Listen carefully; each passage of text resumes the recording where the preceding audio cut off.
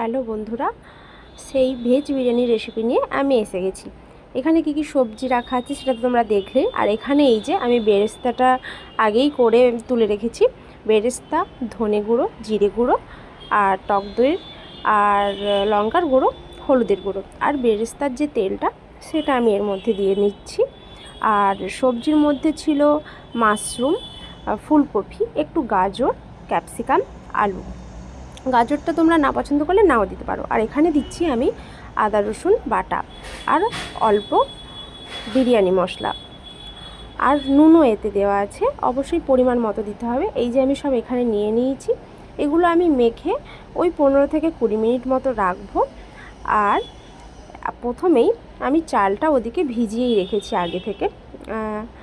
এখানে দিচ্ছি ধনে পাতা, আর এটাকেও আমি মেখে নেব এটার সাথে ভালো করে।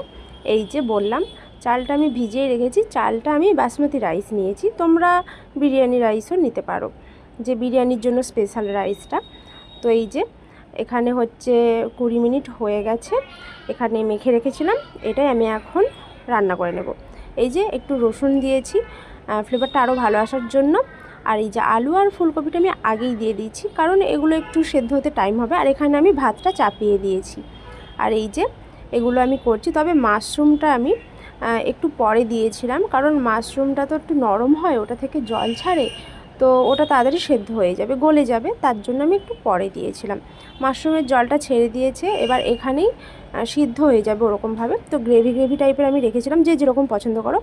আর লেয়ার করার সময় আমি ভিডিওটা করতে পারিনি, তো লেয়ার দিয়েছিলাম যেরকম লেয়ার করে বিরিয়ানি সবাই জানো, কেওড়া জল, গোলাপ জল, আতর, নুন, একটু চিনিও দিয়েছিলাম, ঘি দিয়েছিলাম পরিমাণ মতো অবশ্যই।